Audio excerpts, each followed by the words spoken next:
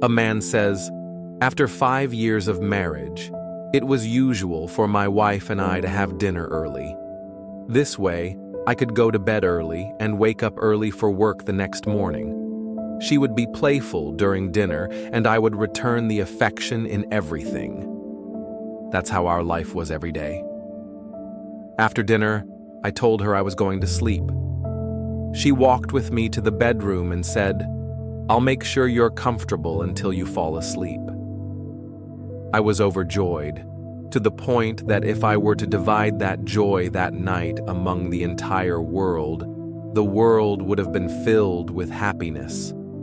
5 years of marriage, and every day felt like we were still in the first month of our marriage. We would tease and be affectionate with each other. Then I told her, "My love, I'm going to sleep." She said something I loved hearing: "I love you, and sleep well." At that moment, I was lost in the sweetness of her words, and I didn't respond. She quietly left the room, not wanting to disturb me as I was about to fall asleep. After she left, I tried to sleep, but I couldn't. An hour passed while I tossed and turned in bed. Every time I tried to drift off, something would wake me. I thought to myself, why don't I go to my wife and respond to her kind words that I didn't acknowledge earlier? I got out of bed and went to the living room. On my way there, I heard her laugh loudly. I smiled because I loved hearing her laugh. But as I got closer to the room, I heard her mention a strange man's name, someone neither from my family nor hers. She called him by his name in an odd way. I stopped and wondered who this person was. I crept closer until I was near the door. Then I heard her say, "He's asleep now, and I know him. When he sleeps, nothing wakes him until it's time for work." Then she called me names that I couldn't even repeat. I was shocked. I couldn't stand. It felt like my body had collapsed under the weight of the shock. I returned to my room, repeating to myself, "Don't make any decisions you might regret." I told myself, "Make sure. Don't believe everything you've heard, even if it seems clear. Even if everything is exposed, don't believe it. Is this really the person I've been living with all these years in happiness? Is this really my love? My wife? The same woman who, just an hour ago, told me she loved me?" I lay back in bed, not knowing where I was. My mind was filled with questions, and I couldn't find answers. How long have you known him? Who is this man you're mocking me in front of? What has he given you to make all this happen? I stayed up until dawn. I got up from bed and went to the living room. I found her sitting in front of the TV. She stood up and said, "Good morning, my love." I heard those words, but my body trembled. My legs couldn't support me. I responded as if nothing had happened. I was trying not to show her anything, pushing away all doubts. I need to be sure, to understand everything. I went to work, and everything seemed normal to her. But to me, nothing was normal. When I came back from work, she was just as she always was. She served me lunch as if she were a bride on her first night of marriage.